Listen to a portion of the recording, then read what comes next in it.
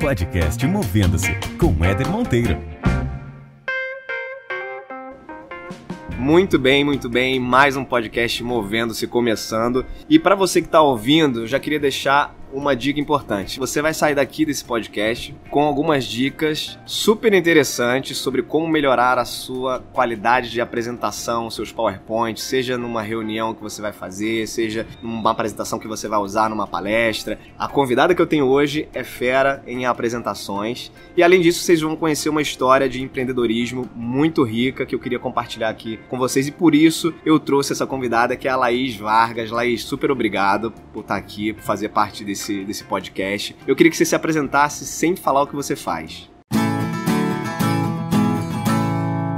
Muito obrigada aí pelo convite, Éder. Fico super feliz em participar. Me apresentar sem falar o que eu faço? Difícil, né? Eu sou empreendedora, apaixonada por simplificar as coisas, independente do que seja. Então eu busco aí nos meus projetos, no meu estilo de vida, simplificar ao máximo. Isso é meu propósito, na verdade. Então, foi a forma aí que eu busquei agora de falar um pouco sobre mim. Na verdade, falar quem eu sou sem falar o que eu faço. É difícil.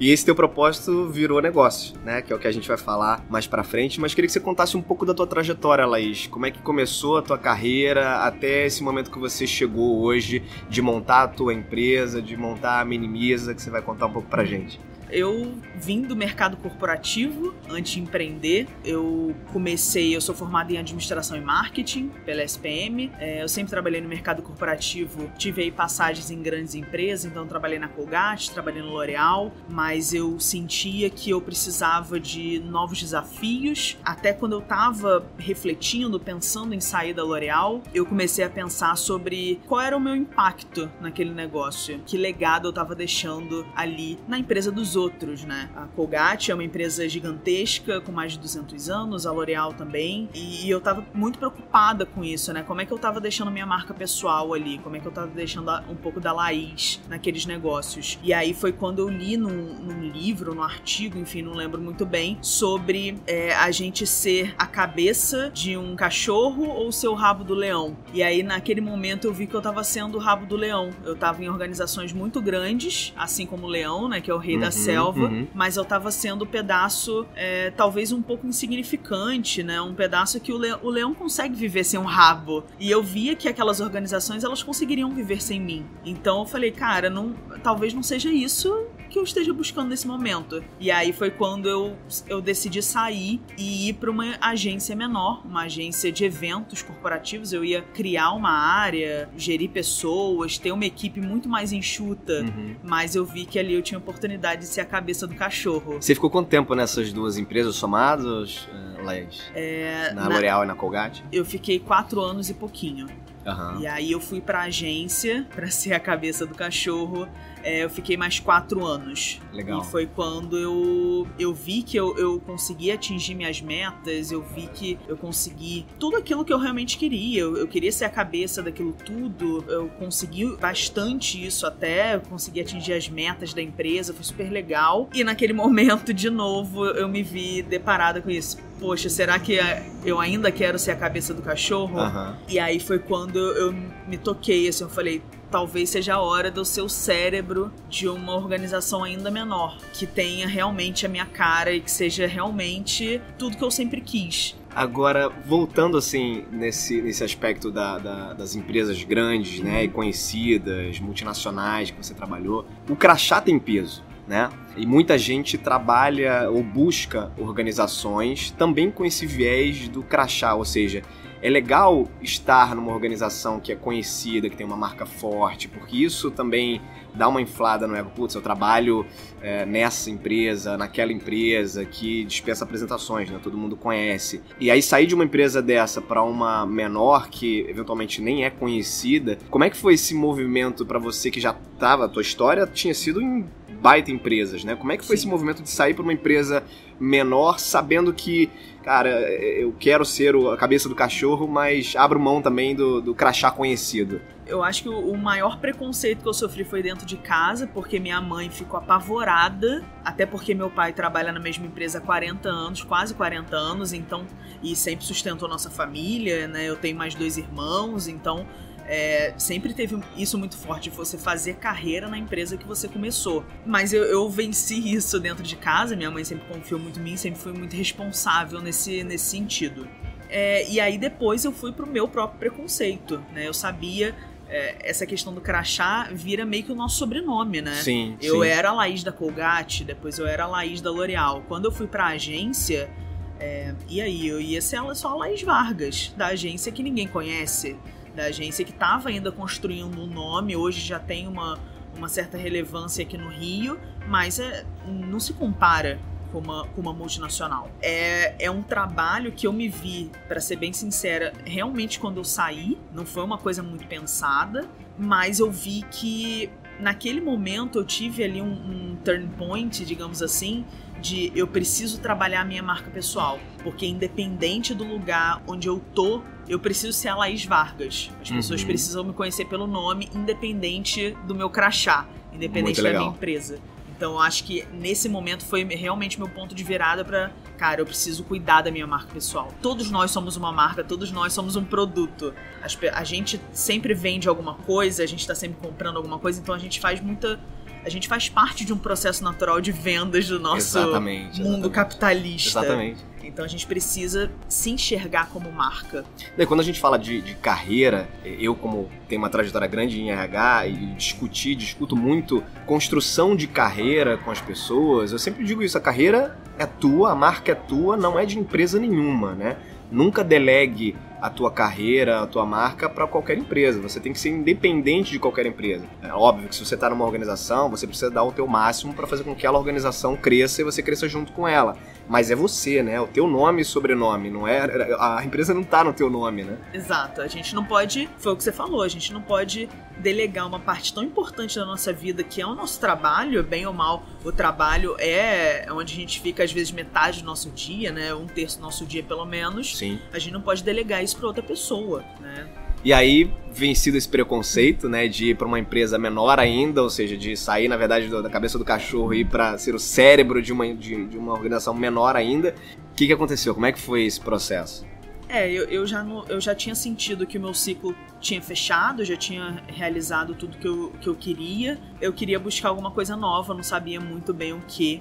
E num belo domingo à noite eu tava em casa com meu irmão mais novo, meu irmão caçula. Ele é 7 anos mais novo que eu, mas a gente sempre teve uma conexão muito forte. A gente começou a pensar, fazer um brainstorm de ideias que a gente poderia criar junto, o que a gente poderia fazer. E foi quando eu fiz a pergunta pra ele, cara, o que a gente é bom? O que a gente faz bem? O que a gente faz melhor que as outras pessoas? E foi quando a gente teve essa ideia de criar o Minimiza para criar apresentações para as pessoas, né? Criar PowerPoint, enfim, todos os tipos de apresentação. Porque, na verdade, a gente já tinha feito o MVP, né? A gente já tinha testado a ideia, porque a gente fazia isso de graça para os nossos amigos. Então, isso era muito louco, mas a gente já fez TCC para amigo. Caramba. A gente já fez apresentação para estágio, para empresa de amigo, enfim, a gente fazia de graça porque era uma coisa que a gente gostava. Sim. A gente não era um hobby, né? Era um hobby, a gente não pensava em monetizar isso. Mas naquele momento a gente viu, cara, tem alguma coisa aí, a gente já testou a ideia.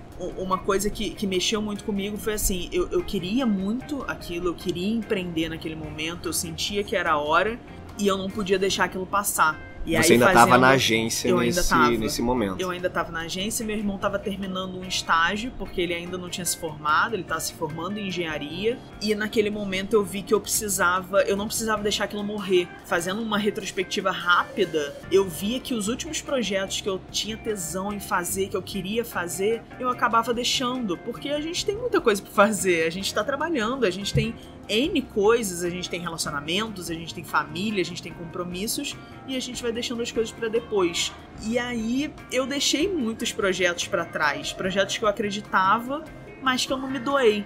E o Minimiza não, o Minimiza foi aquele projeto que eu falei, não, isso aqui vai dar certo e eu vou me doar nisso. Então eu estipulei um deadline com meu irmão, a gente falou, a gente tem que lançar essa parada em 2 semanas.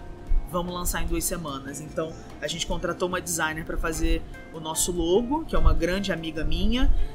A gente já tinha muita ideia na cabeça, então foi também um processo muito mais rápido. A gente comprou um domínio, criou um e-mail corporativo e uma apresentação, já que a gente cria apresentações, não tinha como deixar de fazer uma apresentação institucional vendendo a nossa empresa. Então Minimiza nasceu assim, de um brainstorm entre dois irmãos em casa, num domingo. Não lembro se estava chuvoso, mas a história seria muito legal se fosse num domingo chuvoso.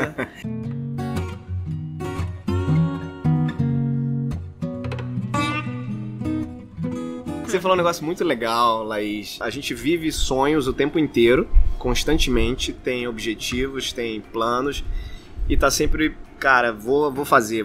Algum dia eu vou dar atenção a isso, algum dia eu vou tirar isso da gaveta. E esse podcast, que é o Movendo-se, é justamente para provocar esse movimento, né? Levanta e faz, né? Antes você fazer, né, da forma como você consegue agora, do que esperar tempos e tempos para criar aquela perfeição maravilhosa e efetivamente colocar no ar para rodar. E pelo que você tá me falando, vocês fizeram algo, cara, antes feito do que perfeito, né? Vamos embora, vamos colocar no ar, fazer um brainstorm.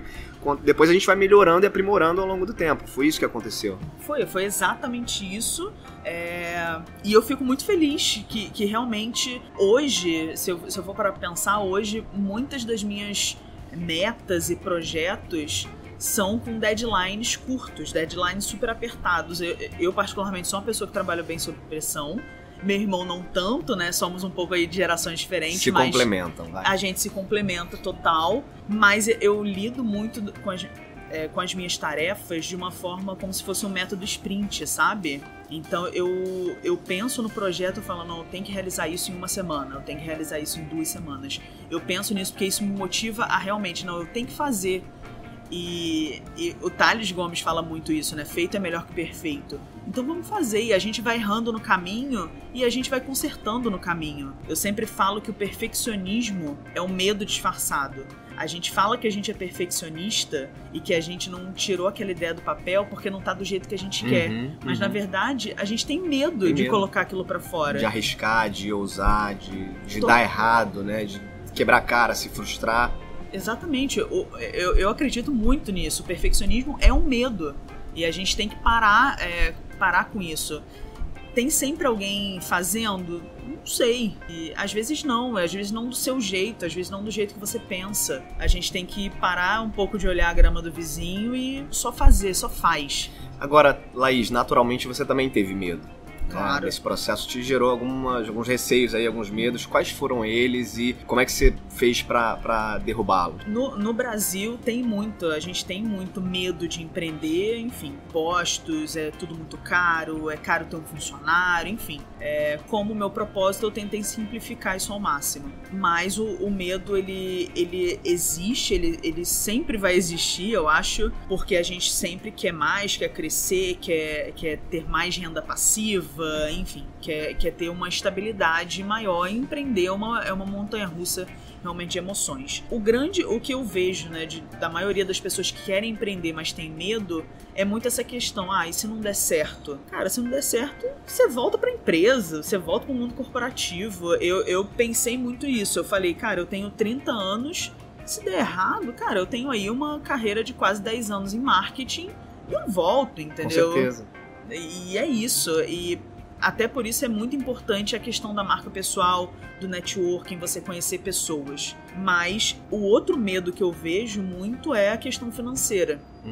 Então uma coisa que eu fiz, que eu até brinco, eu recebo muita mensagem no LinkedIn de pessoas falando, mas eu tenho vontade de fazer igual você fez, de largar tudo, empreender. Cara, eu não larguei tudo. Né? Eu sempre kamikaze, né? Eu sempre falo, eu não larguei. Eu não me joguei do prédio, vou ver se isso dá certo. Não vai dar certo, mas você tem que ter um planejamento. Então, óbvio, eu conversei muito com os meus pais, né? Enfim, eu tava entrando nisso com meu irmão. Meu irmão, óbvio, se desse alguma coisa errada pra ele era recém-formado. Meus pais iam estar lá, mas eu não, né? É uma relação diferente. Eu tinha uma reserva financeira, então eu fiz aí uma reserva de pelo menos 6 meses, 8 meses mais ou menos. E o outro ponto é que eu realmente só larguei o meu emprego, só saí da agência quando o Minimiza já estava dando receita. O Minimiza começou a dar receita, eu vi, não, eu consigo viver com essa grana, né, dividindo entre eu e meu irmão, a gente consegue viver com isso. Se eu me dedicar mais, a receita tende a aumentar. Exatamente. Então, com 2 meses de empresa, eu pedi demissão, porque naqueles 2 meses a gente já conseguiu monetizar bem. Eu falei, cara, se eu me dedicando poucas horas no meu dia tá sendo assim, imagina se eu saio da agência e me dedico 100% no negócio. Eu quero isso, eu acredito e vamos que vamos. E foi quando realmente teve essa guinada, assim. E eu vi realmente o negócio crescer. Porque é difícil a gente se dedicar a outros projetos quando... Se a gente olhar a trajetória aí de empreendedores bilionários, todos eles abdicaram de uma coisa para focar 100%, né, naquele projeto específico, na empresa, enfim.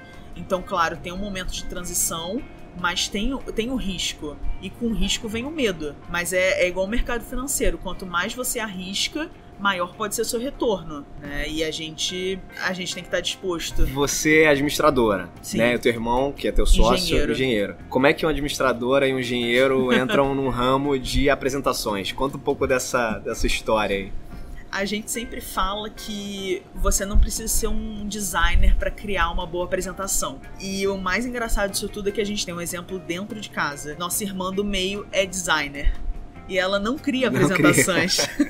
Ela foi para um outro caminho, né, de vídeo. Ela é editora de canais do YouTube. Enfim, ela foi para uma outra realidade, digamos assim. Mas a gente viu que realmente você precisa ter as ferramentas certas, se inspirar. Você precisa de outros caminhos que você, no final, você não vai precisar de um Photoshop para criar uma boa apresentação. A gente cria 100% das nossas apresentações dentro do próprio PowerPoint, dentro do Google Slides, enfim. Mas esse, eu acredito que seja o nosso grande diferencial, né? Enquanto as outras empresas, elas querem fazer apresentações mirabolantes e cheias de firula, a gente fala que a gente cria apresentações sem firulas.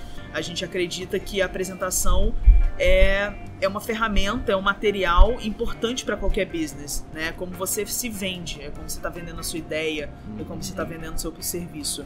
Então, quando um administrador e um engenheiro fazem isso, eles olham muito mais pro lado do business e não pro lado de layout, de design. A gente entende um slide como realmente uma ferramenta que tem que ser simples, que a pessoa tem que olhar e entender em 3 segundos. Essa é a regra, né? Existe uma regra que é a maior especialista de apresentações do mundo, a Nancy Duarte. Ela fala, qualquer slide, ele precisa ser entendível em 3 segundos. É tipo um outdoor, né? Você tá passando de carro, se você tiver que parar no sinal para entender o outdoor, já era. Né?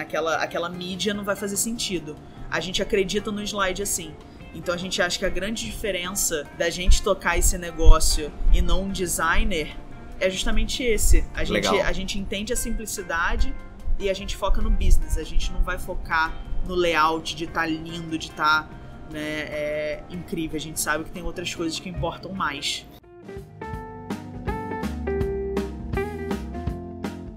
Você trouxe um assunto importante, Laís, que é sobre a formação de vocês versus o core business, né, da empresa que vocês criaram. E é legal ver como não necessariamente a nossa formação precisa direcionar o nosso trabalho, né? Tem muita gente que acaba ficando presa à sua formação principal e aí tem medo, por mais que goste, que tenha uma aptidão enorme para outras coisas, tem medo de arriscar a seguir outros caminhos, porque não, eu sou formado nisso, eu, né, tenho que ficar preso nesse caminho. E tem muitos exemplos, você e teu irmão são 2 grandes exemplos disso, né? Vocês saíram de um caminho de formação, né, tradicional que vocês tinham, foram empreender. Claro que a base, né, acadêmica de vocês, obviamente, ajudou muito no processo aí, tem ajudado no processo de gestão da empresa. Mas o core do negócio não era, vocês não aprenderam na faculdade isso, né? Exatamente, a gente aprendeu na marra. A gente via que eu sempre me destaquei na faculdade fazendo as apresentações, era uma coisa que eu gostava. E o meu irmão a mesma coisa, a gente seguiu os mesmos caminhos, né? Ele nos estágios, eu no meu estágio, nos trabalhos, a gente se destacava fazendo as apresentações, simplesmente porque era uma coisa que a gente gostava de fazer. Claro que a minha formação em administração e marketing ajudou muito na construção de marca, posicionamento, marca pessoal, enfim, isso tudo ajudou muito. E mais pra você ter uma ideia, meu irmão, como eu disse, é engenheiro e ele cuida da parte criativa da empresa. Ele é o criativo do Minimiza, ele cria as apresentações. Hoje eu fico muito mais numa parte de relacionamento e produção de conteúdo, principalmente no LinkedIn, blog, enfim. Toda a parte de conteúdo eu que escrevo, eu gosto de escrever, sempre gostei. Em breve, né, lanço meu livro sobre apresentações. Show. Mas o meu irmão, ele é um engenheiro que botou a cara a tapa e falou, cara, como é que eu faço isso? Eu quero aprender sobre isso. E eu acho que diz muito sobre essa geração. Meu irmão nasceu em 95. Então é muito dessas novas gerações que muitas vezes nem fazem faculdade. Sim, sim. Né, que não fazem pequenos cursos, aprendem com pessoas e, cara, eu gosto de fazer tal coisa, eu vou atrás de um curso para aprender a fazer tal coisa. Então, por que passar 4 a 5 anos, no caso dele, né, fazendo uma faculdade? Ele simplesmente fez engenharia porque ele gostava de números. E hoje, claro, ele que faz a parte financeira também, porque eu não sou obrigada. Mas ele, claro que ajuda, mas hoje eu acho que é uma realidade e vai ficar cada vez mais forte das pessoas fazerem cada vez menos, focarem menos em graduação e mais em cursos complementares, cursos que fazem com que essas pessoas vão atrás dos seus sonhos, né? O que elas querem fazer, o que elas querem aprender, que a gente aprende muita coisa na escola e até na faculdade que a gente nunca vai ver e não precisa daquilo. Você falou do LinkedIn, que aliás foi uma plataforma essencial para você conseguir dar um salto na Minimiza, né? Conta como é que foi esse processo de divulgação da tua empresa via LinkedIn, qual foi a estratégia que você usou? Quando a gente começou, naquela 2 semanas de lançamento que eu disse, a gente conseguiu o nosso primeiro cliente muito rápido. Aliás, um parênteses, eu conheci a Laís no LinkedIn. Verdade. A gente conseguiu o nosso primeiro cliente muito rápido, uma multinacional, que legal, por causa de um contato que eu tinha com uma pessoa que trabalhou comigo na L'Oréal. Ela foi para outra empresa e viu essa necessidade, o que foi muito legal. Mas eu vi que eu precisava expandir meu networking. Eu falei, cara, eu e meu irmão não vamos conseguir fazer uma empresa decolar com as pessoas que a gente conhece, né? Então eu falei, a minha ideia foi ir pro LinkedIn por ser uma plataforma mais qualificada, digamos assim, ter leads qualificados, né? Ter pessoas mais qualificadas. Quem tá no LinkedIn, usa o LinkedIn regularmente, são profissionais, quem tá no mercado. Então eu falei, ali deve ter muito cliente. E o meu primeiro passo foi pesquisar quem tava falando sobre apresentação no LinkedIn. E aí eu fui atrás das grandes empresas de apresentações, dos sócios dessas empresas, e eu vi que eles não estavam produzindo conteúdo lá. E eu falei, então eu vou produzir. Tem um espaço aí. Tem um espaço, eu vou nadar de braçada aqui nesse tal de LinkedIn. Eu fiz um curso sobre LinkedIn para aprender tudo da plataforma e comecei a escrever. Então a minha ideia foi justamente essa. Se ninguém tá entregando conteúdo sobre apresentação, eu vou entregar. Porque no momento que aquela pessoa que tá lendo ali meu artigo, meu post, ela precisar de uma apresentação, ela vai lembrar do meu nome. E em paralelo, eu comecei a construir aí minha marca pessoal dentro do LinkedIn. Então hoje tem muita gente que me encontra em evento e fala, você é a Laís das apresentações. O que é muito legal, porque é justamente o meu posicionamento, é minha marca pessoal, junto com o meu posicionamento e junto com o que a minha empresa faz. O legal foi isso, eu comecei a produzir muito conteúdo, dando dica mesmo, e sendo muito prático. Eu acho que o melhor feedback que eu recebi foi, Laís, quando eu leio um texto seu, parece que eu tô sentada numa mesa de bar com você. Porque eu tento trazer essa linguagem simples, essa coisa bem direta ao ponto. Eu não gosto de enrolação. Não gosto de firula, né? A gente seria, né, muito, muito contraditório se a gente fizesse coisas muito firulentas. O mais legal foi que aí, 5 meses escrevendo, isso trouxe muitos clientes pra gente, muitos alunos, porque a gente lançou curso também. E o LinkedIn fez um reconhecimento, lançou uma lista de top voices. E eu tô nessa lista aí como uma das 20 brasileiras mais influentes da rede. Parabéns, parabéns. Vou botar umas palminhas aqui na edição. Legal. Então, o que fez também com que esse reconhecimento de Top Voice fez com que acelerasse ainda mais aí as pessoas conhecerem o Minimiza, as pessoas me conhecerem. Muita gente conhece o meu irmão só pelos posts que eu faço. Então eu vou ir pra evento também e falar, eu quero conhecer seu irmão, cadê seu irmão? E ele nem é ativo assim na rede, mas eu falo muito do Minimiza, falo muito dele e compartilho também hoje em dia, não só sobre a apresentação, mas sobre empreendedorismo também, sobre tirar projeto do papel, porque eu sei que é uma dor das pessoas. As pessoas chegam muito até mim e falam, nossa, que história legal, eu quero ter essa coragem, mas eu tenho medo. Então espero também que esse podcast ajude as pessoas a moverem-se, né, a saírem do lugar. Esse é o propósito.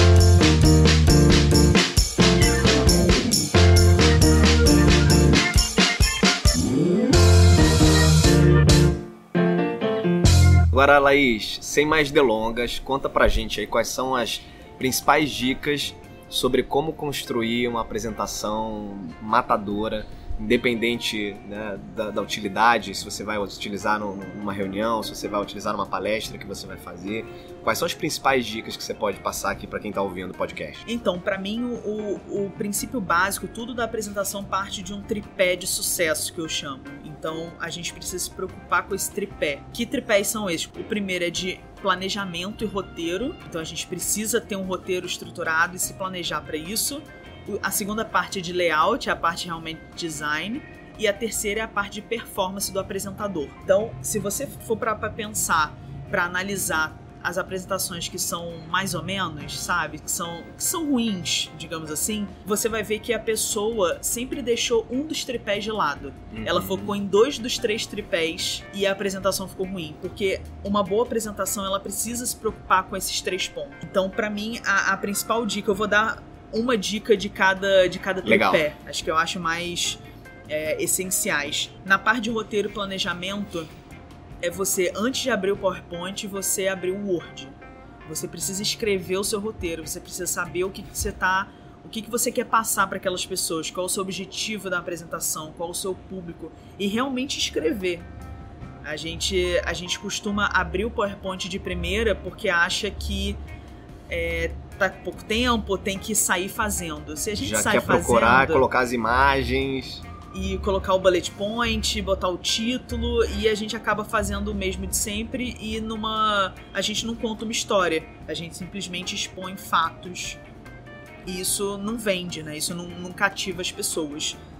No ponto de design, que é um ponto que as pessoas pegam muito por não serem designers e não ter essa Photoshop e tudo mais, eu sempre falo que menos é mais, e que a gente tem que fazer com que o nosso slide seja o nosso Twitter, digamos assim, o Twitter raiz que eu falo.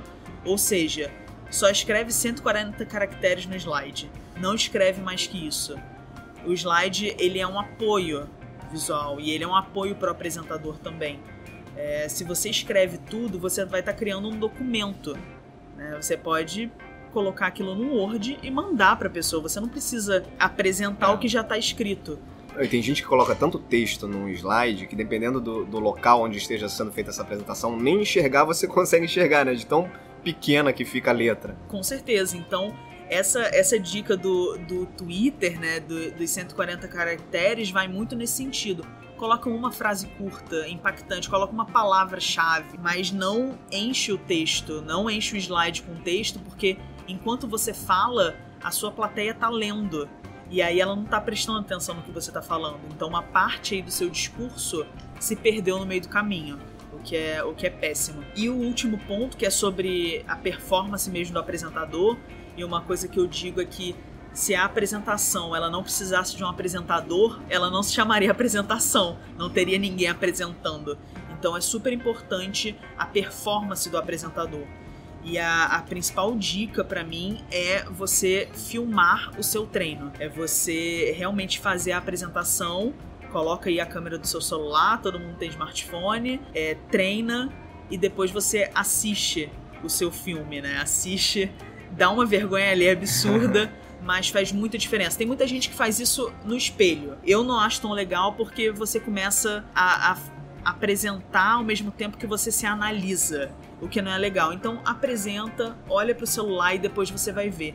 Quando você olha o seu vídeo, você vê que você mexe muito no cabelo, que você bota a mão no bolso, que você fala muita gíria, que você, enfim, tá olhando muito pra um canto só, enfim. Isso é muito legal, é um exercício de autoconhecimento muito forte. Então você tem que fazer isso uma vez, aí vai dar uma vergonha alheia, você faz de novo, e você vai ver que cada análise sua vai estar melhor, a sua apresentação vai estar melhor. Então é aquela coisa, a gente tem que treinar para parecer fácil. Quando a gente olha, sei lá, um atleta, até mesmo um apresentador, você fala, nossa, essa pessoa nasceu para isso, ela tem talento para isso, mas ela ensaiou tanto, mas tanto, que ela tá ali e tá parecendo fácil, mas na verdade tem uma história. Essa parte de ensaio, de treino é mega fundamental. Importante. Você sabe que eu sou licenciado para organização de eventos TEDx, né? TED Talks. E os eventos que a gente organiza do TEDx, eles são eventos que muitas vezes você tem pessoas que fazem ali a sua palestra, o seu talk, e nunca palestraram, né? Você tem pessoas que já palestraram, que tem bastante ali a artimanha de palco, mas tem gente que nunca fez isso. E o processo de curadoria que a gente faz para um talk ficar pronto num evento desse é muito extenso. E tem muitas dessas dicas que você passou aí também. Então, o próprio palestrante, quando a gente prepara um talk dele para um evento do TEDx, ele envolve um roteiro em texto. Ele depois envolve, essa pessoa manda pra gente um vídeo dela com a simulação já do talk. Legal. Então a gente vai fazendo ensaio atrás de ensaio para que no dia do evento esteja tudo pronto, né? Então você vê que tem muita coisa similar, né? Assim, o fato de você ir para uma reunião ou fazer um TED Talk não muda a essência do preparo. Sim, até porque tem muito TED que nem tem...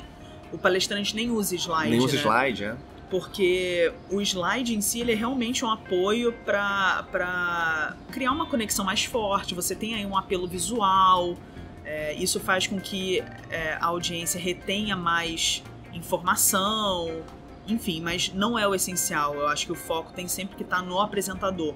Então a performance do apresentador faz muita diferença, muita mesmo. Laís, recapitulando então o tripé. A gente precisa se preocupar sempre com o tripé de sucesso, que é roteiro, planejamento, layout, design e performance. E a performance do apresentador. Exatamente. Maravilhoso. Laís, como é que as pessoas fazem para conseguir entrar no teu curso, conseguir aprimorar as suas habilidades de apresentação? Legal. No nosso site, que é minimizaapresentações.com, você consegue ter acesso a todas as informações do nosso curso. Dá para você assinar a nossa newsletter, a gente manda toda segunda-feira um compilado de conteúdo, conta novidades, enfim, toda segunda-feira sai, não é spam, então pode ficar tranquilo. A gente no nosso site também tem uma seção de produtos gratuitos, que são ferramentas que a gente criou ao longo desse 1 ano e pouquinho aí de vida, para ajudar as pessoas a criarem apresentações melhores. Então tem aula gratuita que o meu irmão fala sobre princípios de design, tem um material que a gente criou para ajudar no planejamento e roteiro das apresentações, tem um checklist para você minimizar os erros e os riscos das apresentações, tem uma playlist que a gente criou no Spotify para que as pessoas fiquem mais tranquilas, se sintam mais seguras na hora de se apresentar. Enfim, tem vários produtos lá gratuitos para as pessoas acessarem, para ajudar realmente nas apresentações, fora um pouquinho da nossa história também. Sensacional. Laís, pra gente finalizar, dica de livro. Você tem algum livro não necessariamente focado em apresentações, pode ser também, né? De repente um focado em apresentações e um outro não, para você passar para o pessoal que está ouvindo a gente? O meu livro preferido de apresentação em si se chama Slideology. Como eu já falei dela aqui mais cedo, a Nancy Duarte. Esse é o meu livro preferido de apresentações. Falando em comunicação no geral, eu gosto muito de um que é do Carmine Gallo, também é um nome aí super conhecido do TED. Ele tem um livro chamado Faça como Steve Jobs, que ele também fala muito sobre apresentação, mas também sobre comunicação de um modo geral. Então muita coisa que a gente que a gente passa de conteúdo, que a gente prega no Minimiza, vem muito desse livro também. Esse livro eu acho sensacional para qualquer pessoa que trabalhe com comunicação e precisa se comunicar. Eu adoro esse livro, o meu livro é todo grifado, rabiscado, porque eu já li trocentas vezes, eu adoro. O que você quer construir daqui a 3 anos com a Minimiza? Onde é que você quer chegar com a Minimiza, Laís? Olha, eu e meu irmão, a gente tem uma meta aí de em 5 anos bolar alguma coisa que destrua o nosso próprio negócio. Então em 5 anos a gente tem que criar um novo PowerPoint, a gente tem que dar uma nova cara para as apresentações, a gente quer realmente mudar o mercado, porque o PowerPoint ele surgiu na década de 80 e ele basicamente é a mesma coisa até hoje, as pessoas fazem as mesmas apresentações até hoje. Então o nosso grande desafio é como a gente vai revolucionar esse mercado que está há tanto tempo da mesma forma. Claro que tem melhorias que vão surgindo ano a ano, mas o que a gente pode fazer de diferente para realmente revolucionar a forma como as pessoas criam e fazem apresentações.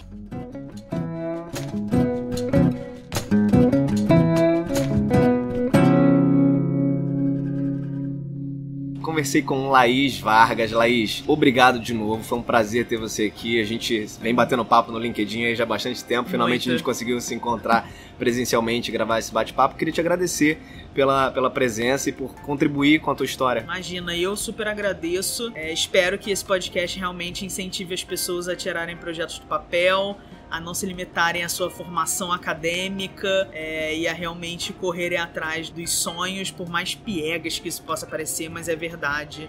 Eu sou muito à prova disso, tô super feliz, tô num momento profissional muito legal e espero que isso incentive as pessoas também. Com certeza vai. Quem quiser participar de alguma forma do podcast, fazer indicações, contribuições, o e-mail é eder.monteiro@movendo-se.com. Tem o Instagram tem o Instagram do podcast também, que é o @movendo-se, e a gente se encontra por aí. Até mais.